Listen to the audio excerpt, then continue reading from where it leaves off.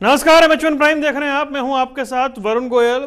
किसानों को लेकर जो कृषि विधेयक आया उस पर सियासत एक तरह से इस वक्त भी चल रही है और आज हमारे साथ बात करने के लिए मौजूद हैं भारतीय जनता पार्टी के वरिष्ठ नेता, रोहतक से सांसद डॉक्टर अरविंद शर्मा। डॉक्टर साहब, बहुत बहुत स्वागत है आपका। नमस्कार। नमस्कार जी। और डॉक्टर साहब, प्रधानमंत्री ने भी कहा, बीजेपी के राष्ट्रीय अध्यक्ष ने भी कहा, कृषि मंत्री नरेंद्र तोमर ने भी कहा, हरियाणा के सीएम ने भी कहा, हरियाणा के कृषि मंत्री ने भी कहा एमएसपी को लेकर कोई दिक्कत नहीं है। फिर ये सब हो क्या रहा है? किसानों के नाम पर क्या राजनीति हो रही है? देखिए, हमारे को और आप सबको, किसानों को भी एक बात समझनी होगी कि प्रधानमंत्री नरेंद्र मोदी जी के नेतृत्व में कभी भी किसानों का अहित नहीं हो सकता, कभी भी किसानों का नुकसान नहीं हो सकता। मोदी जी की सोच किसान, गरीब, खेती हर मजदूर, दलित, बैकवर्ड सबके प्रति मोदी जी की एक सोच है। वो कभी भी उनकी कलम से, उनकी सोच से कभी भी किसानों का नुकसान नहीं हो सकता। सबसे पहले तो हमें ये बात समझनी होगी। और फिर जब मोदी जी, हमारे कृषि मंत्री नरेंद्र तोमर जी, हमारे मुख्यमंत्री मनोहर लाल खट्टर जी, धनखड़ साहब, हमारे हरियाणा के कृषि मंत्री, जब बार बार ये बात कह रहे हैं कि एमएसपी थी, एमएसपी है और एमएसपी रहेगी, और झगड़ा एमएसपी का है, झगड़ा एमएसपी का है कि किसानों को गुमराह किया जा रहा है कि भी एमएसपी खत्म कर दी गई है, एमएसपी नहीं रहेगी। ये बात समझाने की कोशिश नहीं कर रहे हैं लोग बाग, किसान नेता और जो भी इनके समर्थक हैं, वो ये बात समझाने की कोशिश नहीं कर रहे हैं कि एमएसपी के साथ कोई छेड़छाड़ नहीं है। इसमें किसानों के लिए ज्यादा चौड़ी ब्रॉड चॉइस दी गई है कि अपने सामान को, अपनी फसल को किसान कहीं भी बेच सकता है। पहले आप एक मेरी बात ध्यान से सुनिए जी। आपने कोरोना काल में जब लॉकडाउन था, जब हमारी रबी की फसल आई, रबी की फसल में क्या हुआ था? जब मंडियों में गेहूं और आपकी सरसों की जब फसल आनी शुरू हुई तो लोगों ने क्या कहा? किसानों को भड़काने की कोशिश की। विपक्ष के नेता मंडियों में गए कि भी आपकी फसल का भाव नहीं मिलेगा, आपके पैसे नहीं आएंगे, आपका पैसा फसल ले लेगी सरकार, पैसा नहीं पहुंचेगा। तरह तरह की भ्रांतियां फैलाई गई। मैं भी कई मंडियों में गया, मैं सांपला मंडी में भी गया, रोहतक भी गया, झज्जर भी गया, और भी कई मंडियों में मैंने विजिट किया। मैंने लोगों को यही समझाया, किसान भाइयों को यही समझाया, मैं क्या आप बिल्कुल चिंता मत करो, नरेंद्र मोदी जी के नेतृत्व में, हमारे मुख्यमंत्री खट्टर साहब के नेतृत्व में आप बिल्कुल सेफ हैं, बिल्कुल सुरक्षित हैं, निश्चिंत हो जाएं। लेकिन लोगों को बात कब समझ में आई? कब समझ में आई? जब पूरी प्रोक्योरमेंट हो गई, किसानों के खातों में पैसे चले गए, तब लोगों को समझ में आया हाँ, जो सरकार की करनी और कथनी में कोई फर्क नहीं था। सरकार ने जो कहा वो काम पूरा हुआ। इसी तरह से अब है। अभी मैं एक अपील करता हूं, एक बात मैं कहना चाहता हूं कि अभी खरीफ की फसल आएगी, अभी ज्यादा समय नहीं है, तो थोड़ा इंतजार कर लो। ठीक। अरे थोड़ा सा इंतजार कर लो, खरीफ की फसल को प्रोक्योरमेंट के लिए इंतजार कर लो। खरीफ की फसल सरकार किस तरह से खरीदती है, किस तरह से किसान को संतुष्ट करती है, किस तरह से किसान को सुरक्षित रखती है, इस खरीफ की फसल अभी आई। आप इतनी जल्दीबाजी में क्यों हो? आप इतनी जल्दीबाजी में, विपक्ष इतनी जल्दीबाजी में क्यों है? क्यों किसानों को गुमराह कर रहा है? खरीफ की फसल आएगी, किसान देखो कितना खुश होगा। अब मैं जिम्मेवारी के साथ कह सकता हूं कि हमारे मोदी जी के नेतृत्व में, हमारे अपने नड्डा साहब के नेतृत्व में, हमारे कृषि मंत्री नरेंद्र तोमर जी के नेतृत्व में, खट्टर साहब, और हमारे ओम प्रकाश धनखड़ जी और हमारे दलाल साहब के नेतृत्व में, आप देखना एक एक दाना दाना किसान का खरीदा जाएगा। और किसान किसी खुशी के साथ, आप जिसके बाद अब बात करेंगे, खरीफ की फसल की प्रोक्योरमेंट के बाद बात करेंगे। अब बताओ किसानों का क्या हाल है? अरविंद जी, मेरा सवाल ये है कि जैसा कि ये आरोप लगाया गया कि विपक्ष बरगला रहा है या भ्रमित कर रहा है किसानों को, ये एक वजह है या फिर आपको लगता है कहीं किसानों से वैसा संवाद, वैसा कम्युनिकेशन हो नहीं पाया कोरोना काल या दूसरी वजह से? ऐसा है, देखो सुनो, क्या मैं छोटे छोटे उदाहरण दे रहा हूं। आपने जब कोरोना के समय में, लॉकडाउन के समय में, जब हरियाणा में प्रोक्योरमेंट शुरू की थी, तब किसानों के साथ संवाद हुआ था? नहीं हुआ ना। तो मंडियों में जो शुरू की, पहले 25 किसान आएंगे, फिर 50 किए, फिर 100 किए, लोग कहते थे कितने दिन तक चलेगी? मैं कह रहा हूं घर घर जाकर के ऐसा सिस्टम सरकार ने, हरियाणा सरकार ने कर दिया था कि कोई किसान जो है, किसी किसान को कोई किसी तरह की परेशानी नहीं। और एक और बड़ा काम किया था, आपने देखा मंडियों में सरकार ने खाने की व्यवस्था, पानी की व्यवस्था, हर चीज की व्यवस्था सरकार ने कर दी थी। तो आप बिल्कुल इसी तरह से, मैं ये कहना चाहता हूं, इसी तरह से थोड़ा सा धैर्य रखें। मैं किसान भाइयों को, साथियों को अपील करता हूं हाथ जोड़ करके कि थोड़ा सा विश्वास रखें, धैर्य रखें। खरीफ की फसल में दूध का दूध, पानी का पानी अलग हो जाएगा, आपको पता लग जाएगा कि भाई सरकार किसानों के कितनी हित में है। जी, एक बात जो सर बार बार की गई कि भाई मंडी में टैक्स लगेगा, बाहर टैक्स नहीं लगेगा, तो जो मंडी सिस्टम है वो कोलैप्स कर जाएगा और धीरे धीरे मंडियां खत्म हो जाएंगी। इस आरोप पर आपका क्या कहना है? देखिए, ऐसा है कि मंडियां भी यूं की यूं हैं, मंडियां भी ऐसे की जो की तो हैं, आड़ती भी जैसे तो हैं, और बाहर भी। अब तो एक ब्रॉड चॉइस ये हुई है कि पहले जब किसान मंडी से बाहर, मान लो सपोज करो यूपी का किसान हरियाणा में आता था, हरियाणा का किसान यूपी में जाता था, पंजाब में जाता था, तो रास्ते में आप बताइएगा उसके साथ क्या कैसा व्यवहार होता था। कभी उसको एक्साइज वाले, कभी सेल टैक्स वाले, कभी फूड डिपार्टमेंट वाले, कभी एग्रीकल्चर, कितनी एजेंसियां उसको कभी कोई पकड़ लेता था, उसके ट्रैक्टर को, उसके ट्रॉले को, आपके उसके ट्रकों को। कोई भी किसान अगर जाता था अब लेकर के मंडियों से, अपनी मंडी से बाहर जाता था। अब एक ब्रॉड चॉइस दी है, एक बहुत अच्छी सोच के साथ मोदी जी के नेतृत्व में एक अच्छी सोच ये मिली है कि किसान अपनी फसल को कहीं भी बेच सकता है। मंडी में बेचेगा उसको टैक्स लगेगा, मंडी से बाहर बेचेगा उसको कोई टैक्स नहीं लगेगा, उसको कोई टैक्स नहीं लगेगा। उसकी मर्जी है, उसकी मर्जी है वो कहीं भी बेचे। तो ये बहुत एक अच्छी चॉइस दी है। एक बार ये खरीफ की फसल में फिर बार बार कहता हूँ, एक बार होने दो, इससे चीजें क्लियर होंगी कि क्या परेशानी आ रही है, परेशानी आ भी रही है या नहीं आ रही है।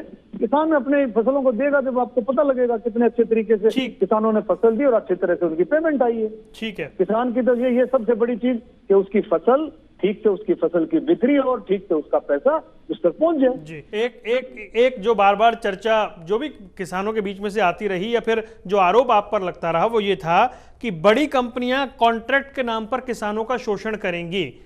इस आरोप पर आपका क्या कहना है? मैं फिर कहता हूं, आज भी हम अपनी जमीन को उगाई पर, बटाई पर देते हैं। आज भी देते हैं ना जी, आज भी देते हैं। कहीं 40,000 रुपए एकड़ है, कहीं 30,000 है, कहीं 20,000 है, कहीं 45 है, कहीं एक साइड में, सिरसा साइड में मेरे ख्याल में शायद 45-50 है। देते हैं ना, हम देते हैं और एक अनुमोदन करते हैं, एक सिस्टम बनाते हैं, एक एग्रीमेंट करते हैं। और वो एग्रीमेंट भी जुबानी एग्रीमेंट होता लगभग कि भाई मैं तेरी फसल बोऊंगा, तेरे को 50,000 रुपए में साल के दूंगा, 40,000 रुपए साल के दूंगा। ये से एग्रीमेंट, जुबानी एग्रीमेंट होता है। और अब तो सरकार ने कर दिया है कि आप किसी के साथ भी कॉन्ट्रैक्ट फार्मिंग कर सकते हैं।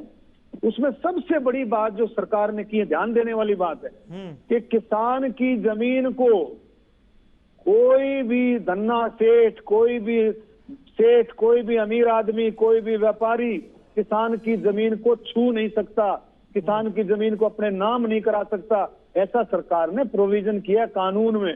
मान लो आपकी 5 एकड़ जमीन है, आपने सपोज करो आपने उससे अपने व्यापारी से सौदा कर लिया, आपने कॉन्ट्रैक्ट फार्मिंग के, भाई मैं आपको दूंगा 2 साल के लिए, 2 साल के लिए दूंगा, 3 साल के, 5 साल से ज्यादा वो दे भी नहीं सकता है। उसमें अगर मान लो आपका मन ये होगा, 1 साल के बाद आपका मन हुआ कि भाई आपने मुझे 50,000 रुपए एडवांस दिए थे, लाख रुपए एडवांस दिए थे, 2 लाख रुपए एडवांस दिए थे, भाई मेरे से तुम्हारे सिस्टम नहीं बैठ रहा, भाई आप अपना वापस लो। जो भी किसी तरह से, किसी कारण से अगर वो पीछे हटता है तो उसको जो उसने पैसे दिए हैं, किसान को जो पैसे दिए हैं, वो वापस करके वो अपना कॉन्ट्रैक्ट उसका अलग हो जाएगा। मतलब आप ये कह रहे हैं कि जो सौदा हुआ है वो फसल का हुआ है, जमीन का नहीं हुआ है। किसान भ्रमित ना हो। किसान की जमीन को कोई छू भी नहीं सकता, कोई देख भी नहीं सकता, कोई कितना ही बड़ा व्यापारी। ये इस एक्ट में प्रोविजन किया गया है, इस कानून में ये प्रोविजन किया गया है कि कोई भी किसान की जमीन को नहीं हड़प सकता है, नहीं ले सकता, कितना भी बड़ा व्यापारी।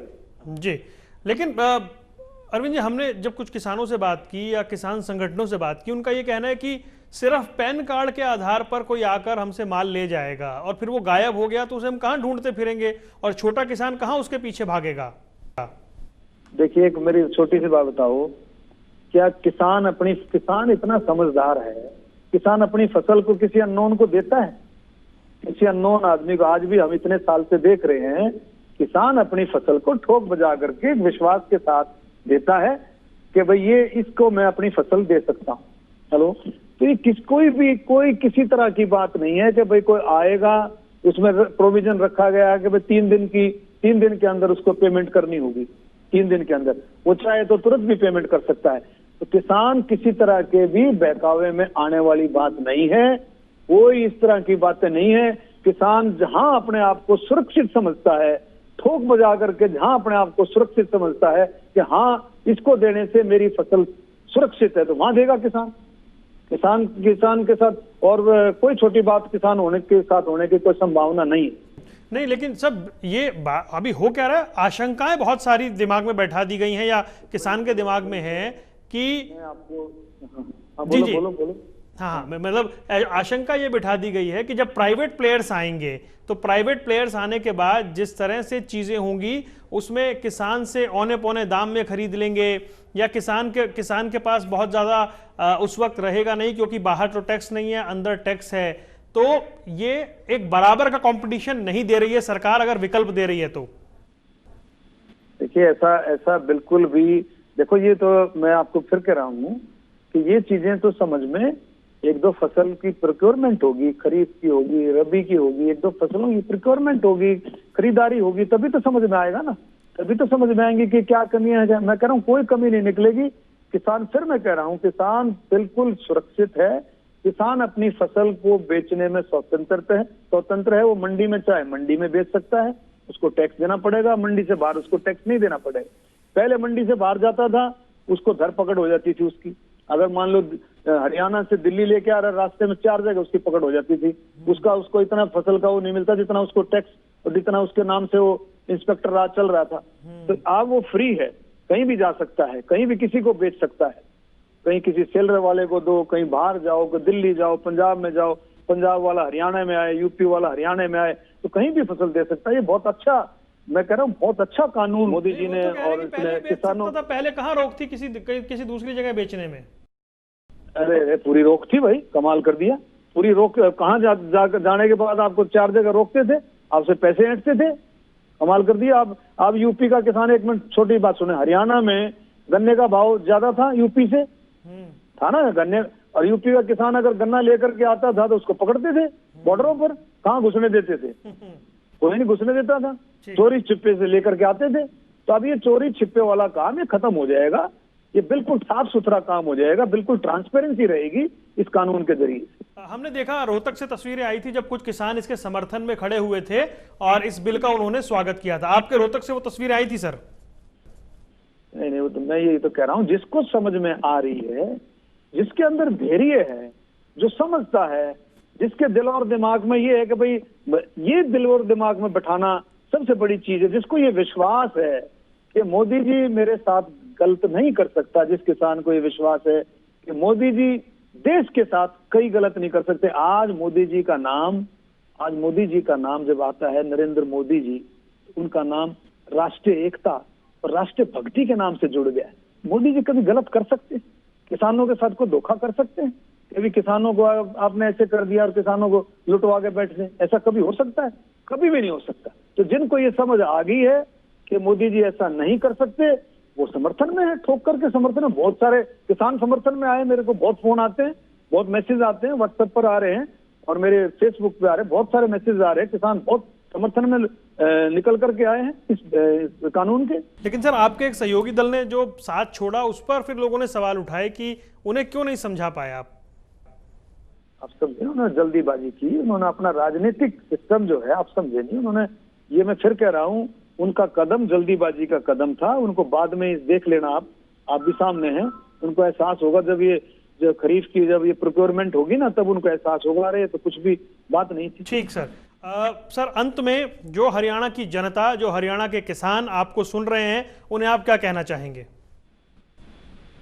मतलब मेरा तो संदेश है, मोदी जी का, खट्टर साहब का संदेश है। मैं तो उनकी बातें बता रहा हूँ जो उन्होंने कहा है। मोदी जी ने जिम्मेवारी ली है, नरेंद्र तोमर जी ने ये कहा है भाई एमएसपी है, था, है, रहेगा। बार बार कृषि मंत्री लोकसभा में भी, राज्यसभा में भी, हर जगह कृषि मंत्री कह रहे हैं, मोदी जी ने हमेशा कहा है कि एमएसपी को कहीं छेड़छाड़ नहीं है। तो मैं तो ये कहता हूं कि जो लोग इस बात को विश्वास करते हैं कि सरकार, केंद्र सरकार, हरियाणा सरकार किसी तरह से किसानों के साथ खिलवाड़ नहीं करेगी, मैं उनका धन्यवाद करता हूं और उनका स्वागत भी करता हूं कि इसी तरह से वो विश्वास के साथ डटे रहें। और मुझे पूर्ण विश्वास है कि मोदी जी के नेतृत्व में किसान हमेशा सुरक्षित है। राज्यसभा से ऐसी तस्वीर देखने को क्यों मिली जो कहा जा रहा है कि ऐसा आज तक नहीं हुआ था, ऐसा क्यों हुआ वहां? उनको ऐसा है, उनको मेरी सुनो, उनको मैं फिर कह रहा हूं, उनको ऐसे ऐसे पॉइंट अपने मिल गए हैं राजनीति करने के।